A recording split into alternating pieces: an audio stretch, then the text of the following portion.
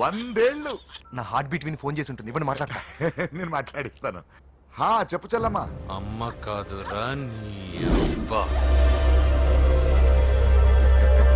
ఒక్క నిమిషం.